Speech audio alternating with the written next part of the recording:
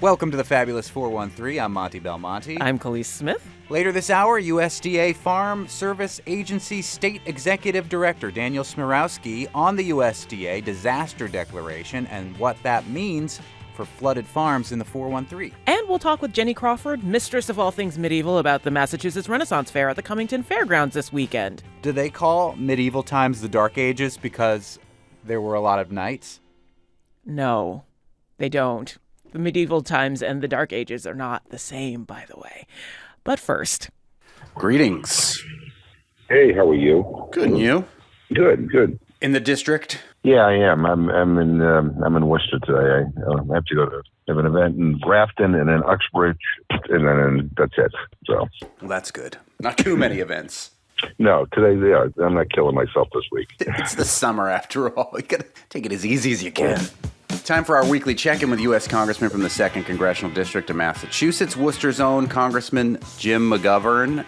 Donald Trump, former president of the United States, has been indicted again this week. An article in Politico says, quote, the newest indictment against Donald Trump contains one of the gravest charges any citizen, let alone a former president, could face, undermining American democracy through a concerted effort to overturn the results of a presidential election. There is a rally in your district tonight, a No One is Above the Law rally in response to the indictments in front of Northampton City Hall at 5:30 this evening. Your thoughts on the most recent indictment, Congressman?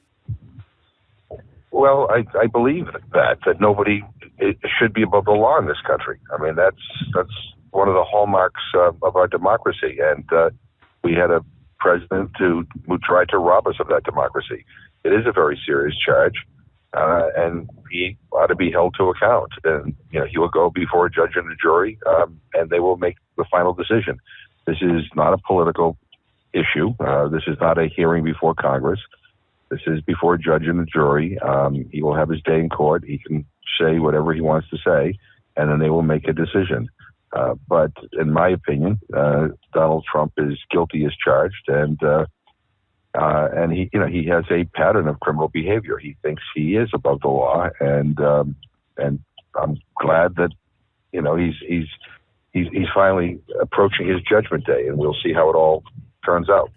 And just for context, and I'm sure people know this, Trump is facing 78 felony charges across 3 criminal cases so far.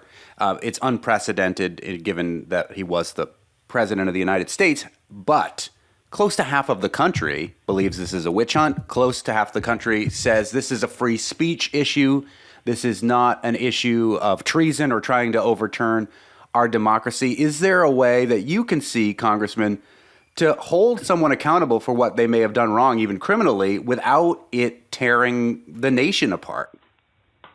Well, we had this similar debate when Richard Nixon was president, and there were people, this was during the impeachment trial, and people were saying you can't impeach the president because if you do, it will tear the country apart.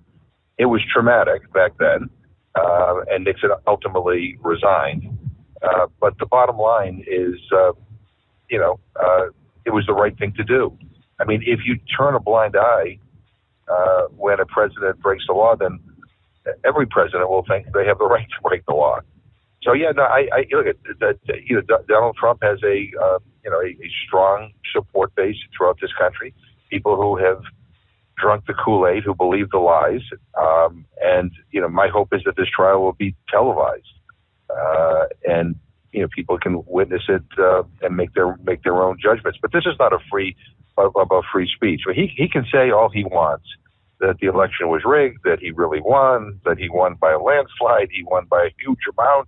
I mean, that's not the illegality here. You have the right to say whatever you want to say, even lie. That's not what this is. It is his actions that he's being held to account for. And that is in the indictment, and he will have an opportunity to defend himself. And I just hope that it is televised so that, people are not getting information secondhand. They can watch it for themselves. I know that U.S. Senator from Massachusetts, Ed Markey, also calling for the trial to be televised. We'll see if that actually happens. Closer to home, we're still talking about the floods of early July, and now the federal agency, as we've discussed for the last few weeks on the show, the USDA, has declared parts of Massachusetts a disaster area after those floods. Later in this show, the USDA is going to be on talking about how that federal money will impact the farmers. From what you've seen, from what the USDA has said in regards to this flood disaster, is this a good step? Are there questions you want me to ask the USDA when they're in the studio with us in just a little bit? Yeah, no, I welcomed the USDA's announcement. I think our entire delegation did as well. It will help, but it's not all the help that farmers need. And the question is, what else is out there to get direct assistance to farmers, who might not benefit from this? They could do some refinancing of their existing loans, which will help. But this is some of the damages is pretty severe. Some of us are trying to work on raising money privately as well, so that we can help individual farmers, get through all of this. But one of the things, and I was in Maine with the Agriculture Committee, we were doing some field hearings. One of the things that I brought up to the chairman and to others is that a lot of the assistance and protections that are available to big and industrial farmers are not there for small and medium-sized farms. And in New England and in Massachusetts in particular, most of our farms are small or medium-sized. I mean, they're not these mega farms that you see in the Midwest or in California. And when disaster hits, there's not a lot of help available. And, we need to make sure that they get the assistance they need. Otherwise some of them will just shut down. Tell us about your trip with the Agricultural Committee to Maine. What was the purpose of that trip, and what did you learn, Congressman Jim McGovern? Well, a lot of the Maine farms are kind of like Massachusetts farms. They're not mega farms. And they're also very diversified, not just growing things. Some of them have farm stands. Some of them are have breweries. Some of them have digesters. They have all kinds of stuff. But they have to multitask in order to survive. We also did a lot of business to aquaculture, which is a growing farming industry in Maine. Because we're watching people growing oysters and scallops and clams and the challenges that they face as well. We all think of Maine lobsters, but the waters up there are getting warmer. It's much more difficult for a lot of lobster men and women to be able to do what they used to do. So they have found it necessary because of climate change to diversify. And we learned a lot about that as well. It was a good couple of days, and I learned a lot. Keeping it local again in Massachusetts on Beacon Hill, the Massachusetts legislature has done something that you've been advocating for a long time, making free school meals K through 12 permanent as part of the much later than expected, I think, state budget. As I said, you've been a big champion of this idea. It could be a game changer for students in Massachusetts. Is there an effort to make something like this happen on the federal level?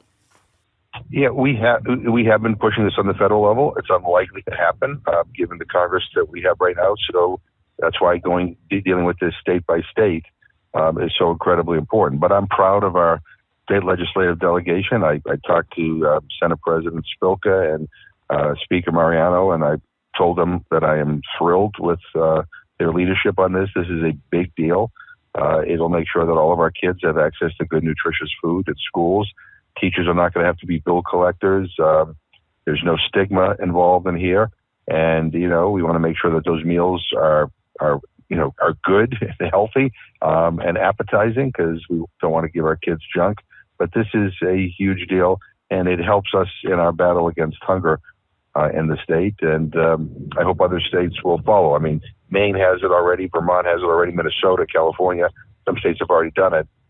But it is really important that we did it. And again, our local legislative delegation, I've talked to Natalie Blais and Joe Comerford and Lindsay Sabadoza. And, these guys have been champions of this stuff. And if anybody sees them, you ought to thank your state legislative representative for their leadership on this. So I'm really thrilled.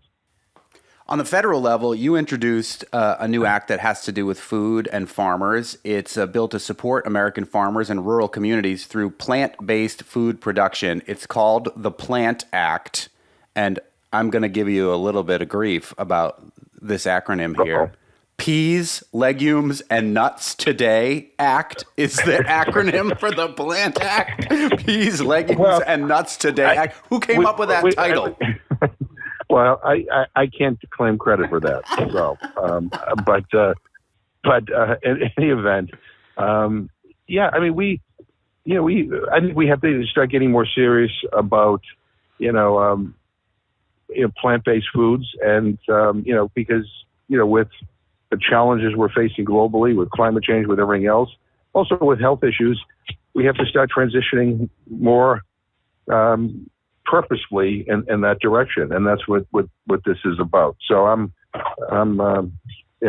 will see whether we get any traction in this Congress, but I wanted to put out a marker bill, and let's see whether we can begin the discussion. And I got a lot of people who are excited about it, so we'll see. But I can't claim credit for the title. Well, tell us a little bit more about what that would mean. I mean, how would that play out in real time? Well, obviously we have to try to get a hearing on the bill, and we're going to have to see whether we can get the Ag Committee and I think it's one other committee it's referred to report it out and bring it to the floor. But there's more and more demand for plant-based foods, and I think in terms of what is good for our environment and what is responding to the global challenges of climate change, this is the direction we need to move in. No, I'm not saying we should ban people from eating meat, and that's not what this is about. But it's about more aggressively moving in that direction and presenting people with more and more alternatives. Look, we did this White House conference on hunger, food, and nutrition and health. I mean, one of the things that we learned very, very clearly was that the diet-related diseases are on the uptick, and so one of the ways to control healthcare costs is to try to give people better alternatives, make them more appealing. And look, I love a hamburger like everybody else, and I will die eating a hamburger. But the point of the matter is, please don't. We need to move. We need to start moving in a different direction and providing people with more alternatives. And I think it's also good for our farmers as well. At that White House conference, which I was able to attend, Eric Adams, the mayor of New York City, told a very powerful testimony about his battle with diabetes, where he was going blind and changed to a plant-based diet, and claims that is what helped him to restore his sight, to get off of diabetes medication, and then gave the same plant-based diet to his mother, who was experiencing the same symptoms. He reversed his condition, his diabetes. So, we always talk about food as medicine. Well, food is not only preventative. Good food is not only preventative in terms of getting diseases. It can reverse certain conditions. I was at an event day before yesterday, a food as medicine event in Cambridge at Google headquarters. We had experts from all around the country talking about how we need to move more aggressively in this direction, and we talked about. I had a bill that passed the House that basically said that we're gonna deny federal funding for medical schools that don't teach nutrition. I mean, the idea that you can become a doctor or and never have to learn anything about nutrition when nutrition is so important to our health and well-being is ridiculous. And so, because of that bill, we have now medical schools and the people who design the curriculum moving in the direction of putting nutrition into the medical education. But the bottom line is that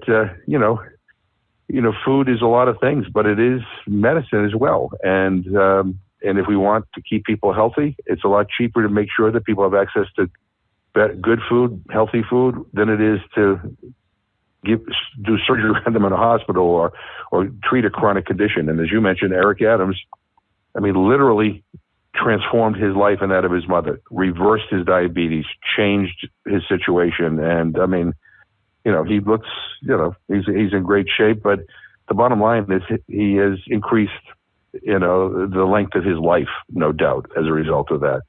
and he is feels better, and he's cheaper on our system as well. So this is a win-win-win-win-win. And one of the steps in that direction is the Peas, Legumes, and Nuts Today Act, or the Plant Act, that Congressman McGovern has introduced to support American farmers. Congressman McGovern joins us every week. You can send a question for the Congressman, the Fab413 at nepm.org or 1-800-639-9120 to text your question. We'll talk to you again next week. Congressman, thanks so much. All the best. Be safe. Thanks. Later in the show, a preview of the Massachusetts Renaissance Faire happening this weekend in Cummington. But up next, USDA Farm Service Agency State Executive Director Daniel Smiarowski on what the recent disaster declaration means for Western Mass farms affected by the floods. You're listening to the Fabulous 413 on NEPM.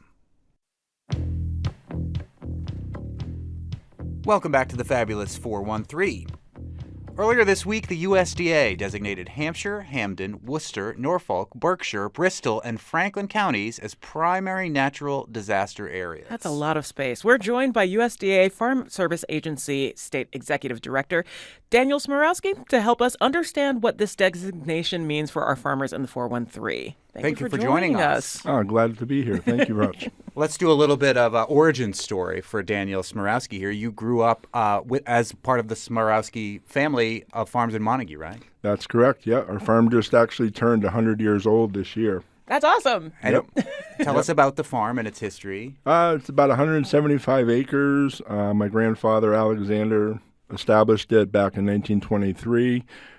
We've raised various crops throughout the years. Mostly potatoes, sweet corn, pickling cucumbers when that was in the valley. But I've kind of switched things up and raising basically about 20 acres of asparagus right now and some butternut squash. And I admit, I know that Hadley gets all of the glory for asparagus, but sometimes on my way home, it's easier for me to round through and to get the Smiarowski asparagus on the way home. We thank you for that.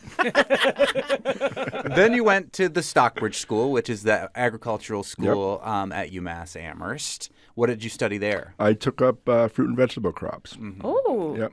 Class of 86, so I'm dating myself a little bit.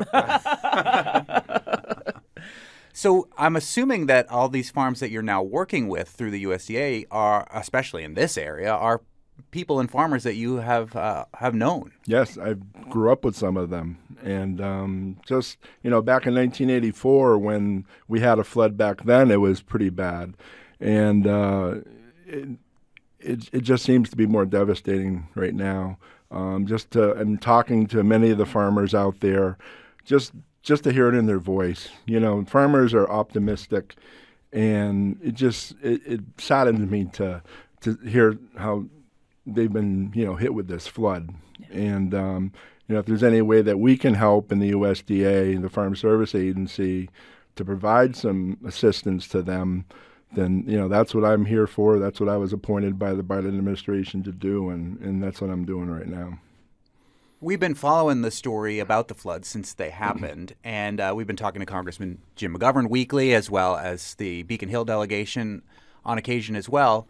And it seems like federal money through FEMA is not available to farmers directly, that they're working on infrastructure issues, bridges and roads that may have collapsed in the flooding, which also happened. Culverts, like this is something that we will definitely have to deal with in our area as well. Route 2, right near where you're from and I am, has collapsed to a large degree. It's stunning. The pictures are horrifying. They are horrifying. Yeah, I was up in Conway yesterday and just seeing what they've been able to do so far on the side of the roads and putting the trap rock in, and so it was devastating up there. Yeah, not to mention the fact, again, we mentioned it last week on the show, but a road collapsed in Deerfield, and Ben Clark, fruit farmer from Clarkdale Fruit Farm, who happens to also be a firefighter, rescued a woman who was dangling over the edge. I found out, I don't know if I'm allowed to say this, but I'm going to anyway, that the governor herself called Ben Clark to congratulate him for his heroic efforts the other day. So again, congratulations to him.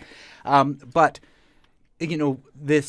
what Jim McGovern had pinned his hopes on, Congressman Jim McGovern, was that through the USDA we could directly get money to farmers if a disaster declaration was declared, and it has been. So tell us about how this money through the USDA is going to help these farmers affected? Yeah, basically, we have a big toolbox, and we have a bunch of tools in that toolbox to help out the farmers. And one of the big ones is our emergency conservation program, which enables farmers to look at some practices that may have happened because of the flooding. So let's say our emergency conservation practice number one looks at removing debris. Okay, so you had all the flood water that came down the Connecticut River or wherever, and there was other rivers that flooded as well. And say there's some trees or something in the fields, we can do a cost share program with those individuals to remove that debris. Now, of course, when there's flooding, you're going to have sediment that comes in, similar to what happened in when Hurricane Irene came through, and we were able to help some of the farmers remove that unwanted silt that had been deposited because of the flooding. So we can help them with that as well. Now, also... So hold on, let me stop you right there. Speaking with Daniel Smiarowski, who is the USDA Farm Service Agency State Executive Director.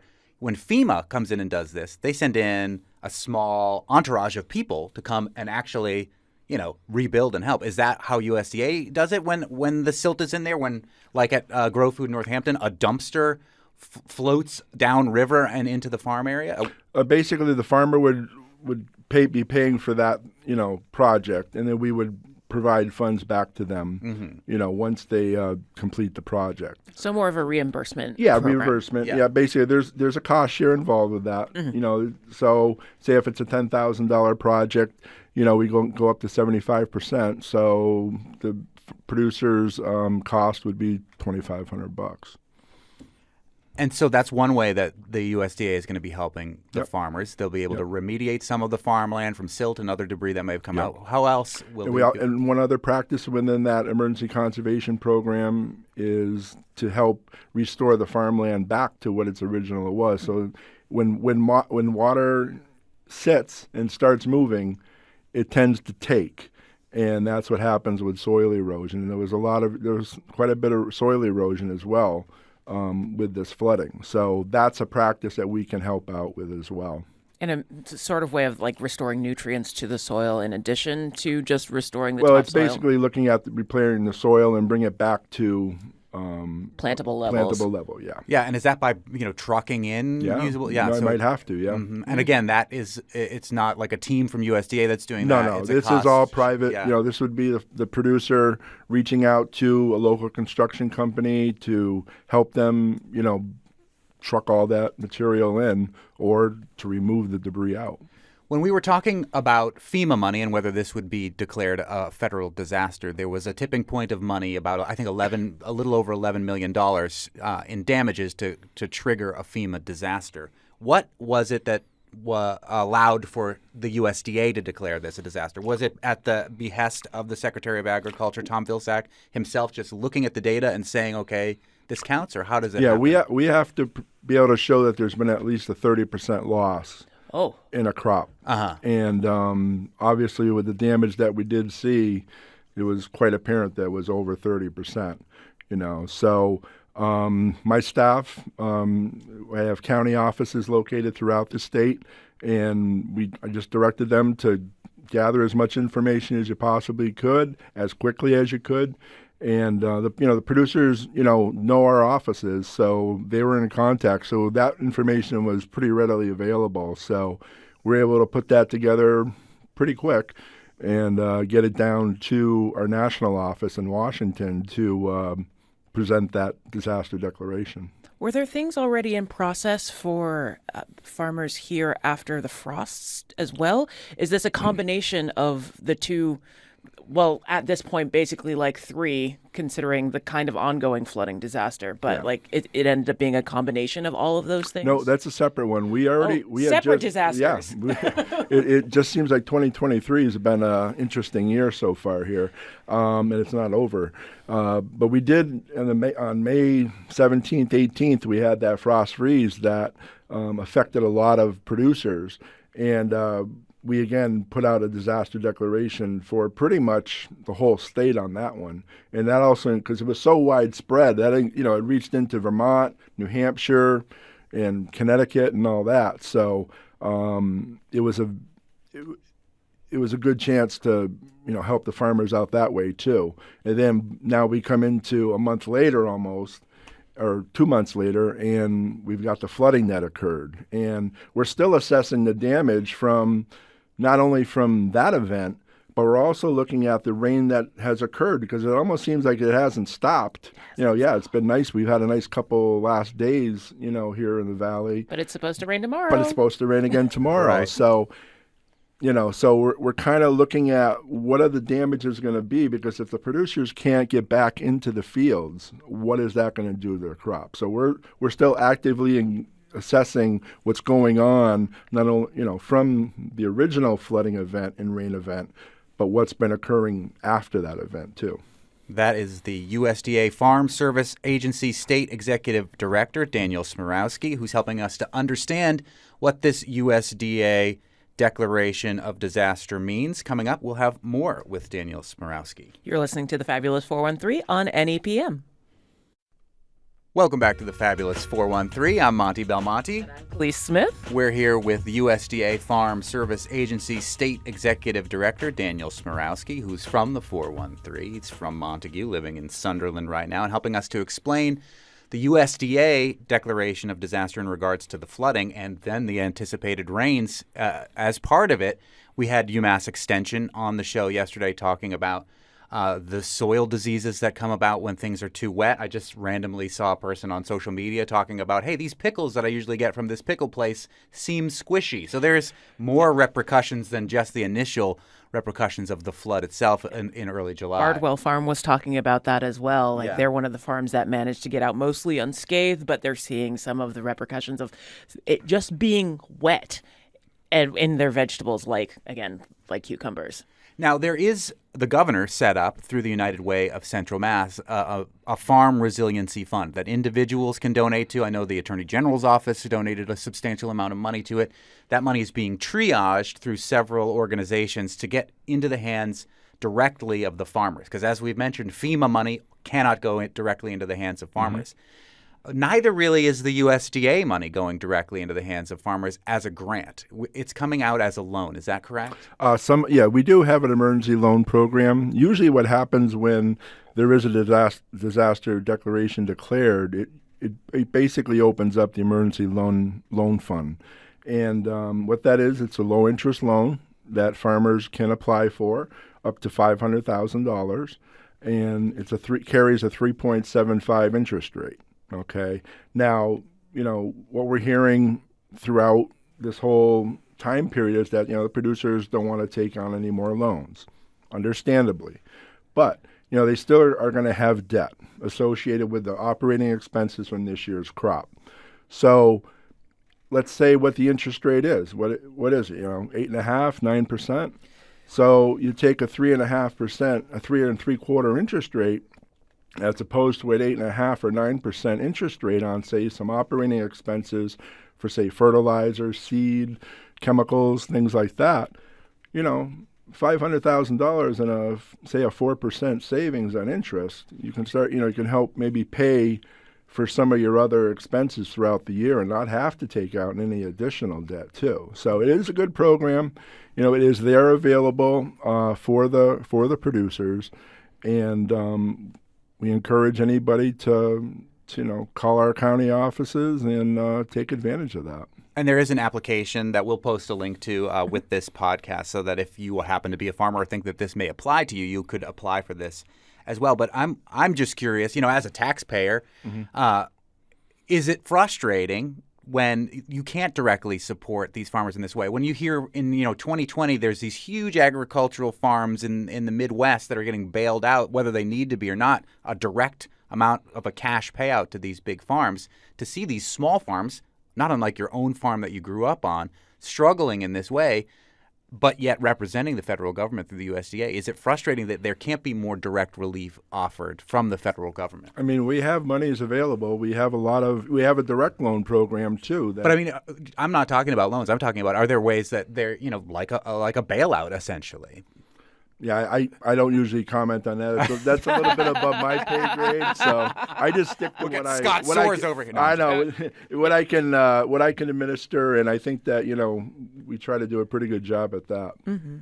One thing that's interesting, and you mentioned this before too, that you were appointed by President Biden to this role, and I know Scott Soares, who I jokingly mentioned right there, the Director of Rural Affairs for all of New England for the USDA. He was in that position until 2016, and then I don't know what happened, and then he was in that position. He took a bit of a sabbatical, Yeah, right. and then came back in 4 years. So when you, in some ways, these roles you serve at the pleasure of the existing president. Is that correct? That is correct right now. But I've worked for the USDA Farm Service Agency, Farmers Home Administration, for 36 years prior to taking this appointment. So then yours is not with the tides of politics. So if a Republican, it is now. Okay. Yes, it is now. Oh wow. Oh, Yeah, no. it is now. So tell me about that. Does it make it hard for you to do your work knowing that there's an election coming up next year? I took on this role because I wanted to advocate for the farmers. Yeah. And I feel that, this situation with the flooding, that's what I was put into this position to do, and to try to expedite this disaster declaration as soon as I could, and knowing what my staff can do. They do an excellent job. They work with the farmers on a day-to-day basis, and they know what they're going through. So just to get this information pulled together so quickly was gratifying to me, and knowing that I was able to get that down to our Washington office as soon as possible. But does it make it difficult for you to do your job knowing that there's an election next year and that you may not be in that position? Nope. I don't. I'm just going to keep You can do it forging day to ahead. day. That's a good way I'm to just going to keep forging ahead. Yeah, no, you just help navigate with all the information, because there's a lot of information on that sheet, a lot of information. Yeah, and If I didn't have something attached, someone attached to this, and I was trying to navigate that on my own, that would be overwhelming. It's really important to have those people there who aren't necessarily affiliated, who are just here for this community, to help them out, regardless, because that's the community that needs help. Even after 37 years, I'm still learning on the job. Right? To be honest with you, there's always different programs that come out, so we're always trying to do the best for the producers as we possibly can. Is there a program that you've encountered or that has started recently that you wish more farmers that you're interacting with, disaster or no, knew about to take advantage of?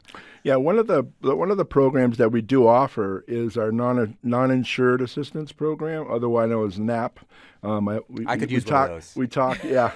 We always talk in acronyms, so that's the one that hits us the hardest. We heard about the Plant Act from Congressman McGovern. Wait a minute, it's NAP and not NIP? No. It's not insured. Assistance. Oh, assistance. Okay. Right. Yep. And what that I does could also is, use a nip, by the way. Stop it. Now, it basically provides coverage to producers. So say if they're raising butternut squash or cucumbers or tomatoes, they can apply for or buy insurance. It's an insurance-based program. And there's a couple different sides to it. You got the catastrophic coverage, which looks at basically you have to have a 50% loss and you get paid on a 55% of a price that we have established. Now, you can also buy up your insurance to 65%. So it lowers the amount of loss that you have to suffer in order to obtain a payment, but also you get 100% of the price. So many of the farmers in the valley, the farmers are good, they have good yields. And you want to protect those yields, and that's what this program is for. And I'd like to see, producers take more advantage of the buy-up. They look at a lot of them do purchase the catastrophic, but then it becomes, it's I didn't get as much. Well, if you have a good yield, then you need to protect that yield. So. And I'm actually a client of that. I do buy up on my butternut squash, and it's there if I need it. It's like the hair club for men. That's right. I'm Cy Sperling. Just the president, also a client. USDA Farm Service Agency State Executive Director Daniel Smiarowski.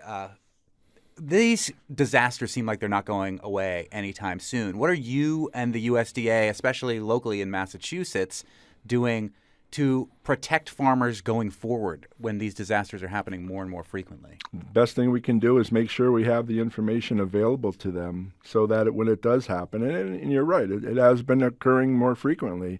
I mean, you go back 2 years ago, it was wet then. Yeah. Not as wet as it was this year. And then in between then was last a horrible year, drought. It was dry as a bone. Yeah. So, it's tough to try to manage that. It'd be nice to have one just regular year, but Yeah. Was I it don't think regular it when is. you started 36 years ago? Did it feel like more predictable then? It wasn't as much disasters like that. We still had them, yes, But not so it much just, of a straight-up It pendulum just seems swing. every year now, you know.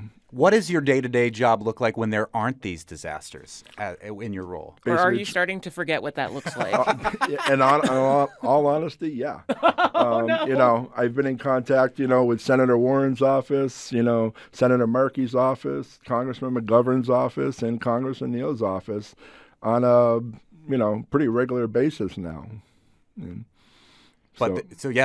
and this is just your day-to-day. There's no Yep. Wow. It's just trying to make sure right now my day-to-day basis is to get these programs out to the farmers and that they start contacting our offices so that they can sign up for these programs. What's the closest office to where we are right now? It'd be in Hadley. Uh-huh. Yeah, that's in Hadley on Route 9, and then we also have an office in Greenfield.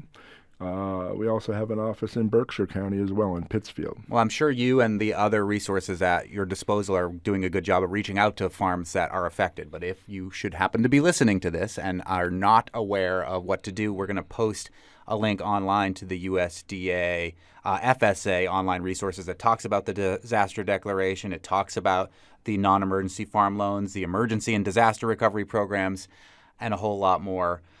Thank you for explaining how this has all been working. The USDA Farm Service Agency State Executive Director, Daniel Smiarowski. Thank you. Thank you for having me. Oh, of course. Up next, Jenny Crawford, mistress of all things medieval, with a preview of the Massachusetts Renaissance Fair at the Cummington Fairgrounds this weekend. You're listening to the Fabulous 413 on NEPM.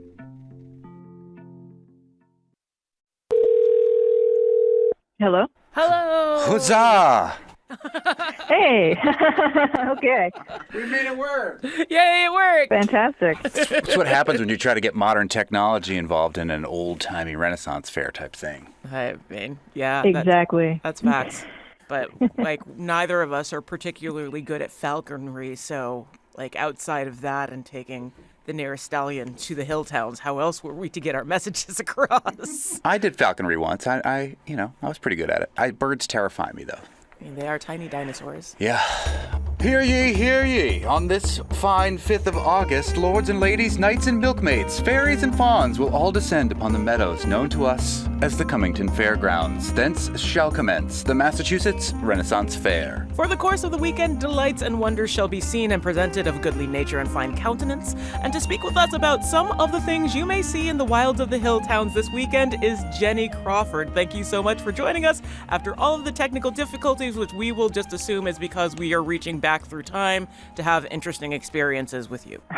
Thank you for having me. No problem. What is your role with the Massachusetts Renaissance Fair? Oh, I wear many hats. I do some of the advertising. I help clean the barns. I all kinds of things. Help pull in food trucks. That's a big part of it. Mm-hmm.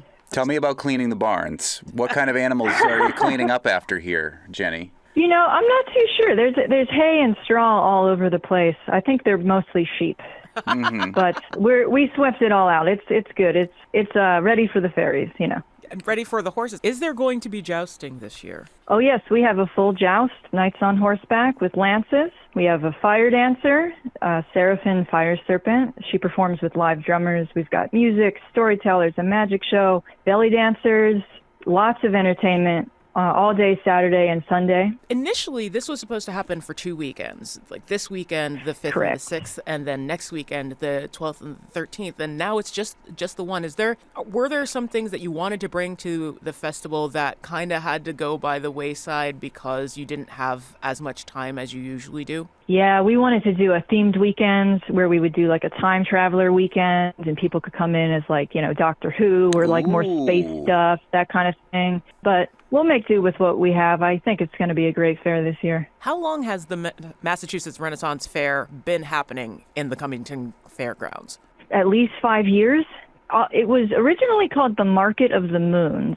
So interestingly, our fantasy backstory is that the Massachusetts Renaissance Fair is what the humans call it when the realm of the fairies opens to them and just so happens to land smack dab in the middle of Cummington. So the Market of the Moons, it was originally just a night market, and now it is a full-on Renaissance Fair. And there's really fun market things that you've got scheduled too. I was looking at your website, and the Bandersnatch swap is such a cool, neat idea. Can you explain what that is?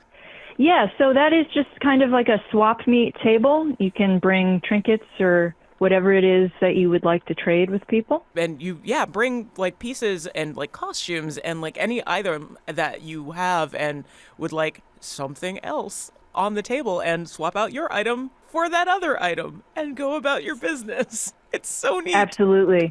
Is that what a Bandersnatch is? Because I just thought it was that Choose Your Own Adventure episode of Black Mirror.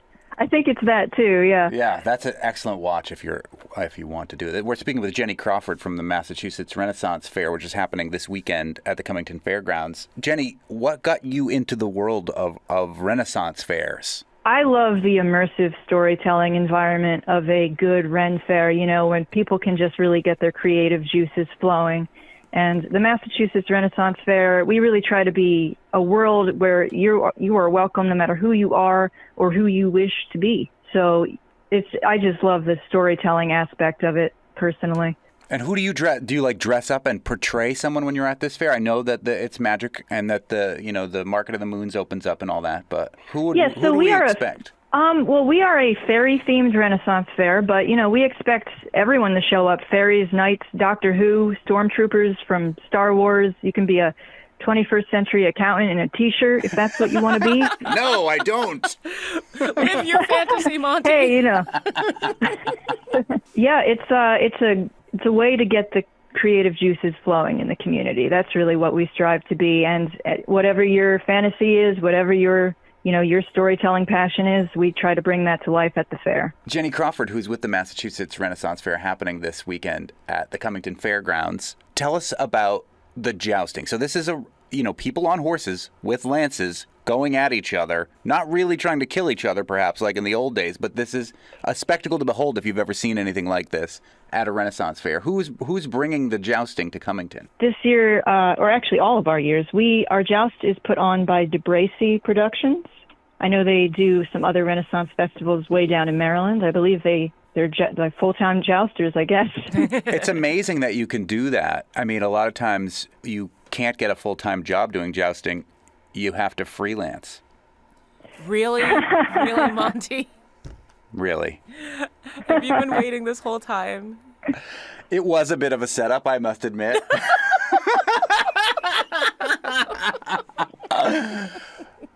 What I love about, you were talking, Jenny, about, being able to be whoever you are at this Renaissance Festival. And I have way more costumes than any grown man my age should ever be able to justify, in bins in a garage. Any grown man your age who doesn't actually work for a Renaissance festival. Nice.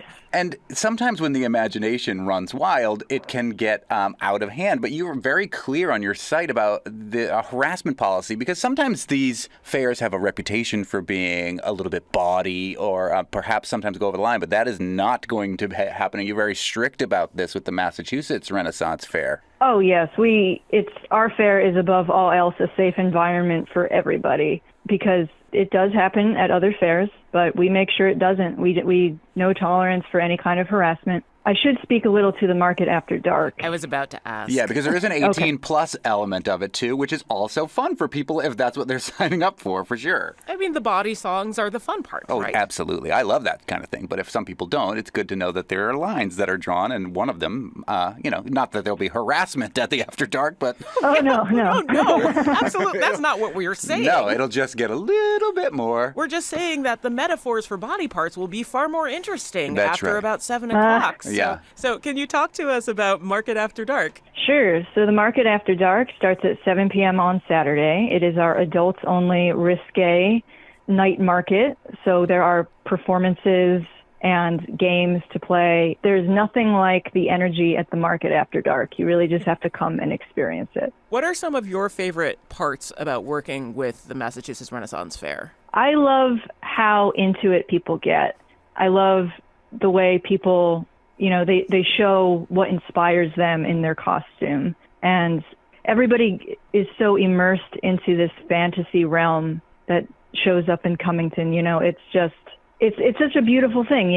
A good Ren Fair, there's nothing quite like a good Ren Fair. Will you also be in costume, Jenny Crawford? I will be a kitchen wench, so I will have a very functional costume that allows me to serve hot dogs. Nothing too fancy. Will there be turkey legs to eat? Because to me, every good Ren Fair, you have to be walking around with a whole turkey leg. Oh, there will be turkey legs. Okay, good. You were worried that you were going to end up missing out. Khalees, you were excited because there is a medieval weapon that you get to use there, but kind of safely. Yes. So you have that there is a real working, usable ballista at the Ren Fair. Is that somebody who makes coffee? Oh, that's a barista. We actually have one of those too. A barista, right? Not a ballista. Yeah. What's a ballista? Yes, so we do have a ballista, this giant crossbow that shoots sponges at targets, or a heckler. Apparently, that's going to be there. Oh, so that'll hecklers. Those could come Monte, in. watch out. Those could come in handy. Oh yeah, we have a magical puzzle quest. We have a giant chessboard. We have axe throwing, all kinds of games. And a board game library, which I think is really cool for folks who maybe don't want to be out in the sun, but still want to have like a fun kind of immersive experience. Absolutely. Yeah, that's a new thing. We're looking forward to our board game tent this year. It's everything the nerd in your life could ever ask for at one fairgrounds in Cummington over one weekend. And I love it. Yes, you do. And there's a day that you can bring your pets. Yes, Sunday. Sunday is pet day. 10 a.m. to 5 p.m. It looks like it's going to be a temperate weekend, so they shouldn't be too hot, which is great. I'm going to bring my dragon. Isn't that just you? Or will you come dressed as a dragon? Enter the dragon. Jenny Crawford from the Massachusetts Renaissance Fair, happening this Saturday and Sunday at the Cummington Fairgrounds in Cummington. Thanks so much. Thank you, guys. Have a great weekend. When the veil is thinnest. Fare thee well. Oh, God, really? Yep. Khalees, you found all those awesome... Because bardcore is very real, and it's kind of amazing. Tell us what bardcore is. It's when you cover songs with modern songs with medieval instruments, and sometimes change the lyrics as well. I would advise anybody to go look up the bardcore version of Pumped Up Kicks, which is hilarious. That's by Hildegard von Blingen. Indeed. And that we were playing Algel the Bard before there that was doing the final countdown. And if you missed it at the beginning of that segment, it was... Kate Bush's Running Up That Hill. Indeed. Continuing to pay homage to Kate Bush's, whose birthday it was on Sunday, with the most Wuthering Heights day ever. And the most of the Monte's children on the same day. Yes, they all came to the most Wuthering Heights day ever and danced with me. Do you are you a regular attendee at Renaissance Fairs, Khalees? I am not. I've always felt weird about not having costumes to go and do it. Yeah. But that was also in the times when I was forgetting that, or rather, in the times when I didn't think that I would be accepted for bringing Renaissance garb from other areas, because people like to pretend that like Western Renaissance is all there really was, when the whole other rest of the world existed and they also had garbets. Yeah. So there you go. But this one seems pretty open. You can come dressed up as Doctor Who. Indeed. Yeah. Coming up, go see hip hop at Jacob's Pillow. We're encouraging you to do both. You can do both. It's a long weekend. Well, the weekend is 2 days. This is Crazy Train by Ozzy Osbourne and Bardcore. Coming up, if you're listening live at 4 o'clock, there will be special coverage of the Trump indictment from NPR News. Tomorrow on the Fabulous 413, Holyoke is the city with the largest population per capita of Puerto Rican people outside of the island of Puerto Rico. And happening now through Sunday, Holyoke celebrates the Fiestas Patronales de Holyoke. And tomorrow we'll be joined by Holyoke Mayor Joshua Garcia, who was recently named Padrino of Boston's Puerto Rican Parade, and by folks from Nueva Esperanza in Holyoke, who are hosting the Holyoke Fiesta. Plus Live Music Friday with the Fawns and the Wine Thunderdome with the folks at State Street. And again, this is Algel the Bard playing Ozzy's Crazy Train. I'm Monte. I'm Khalees. See you tomorrow on the Fabulous 413.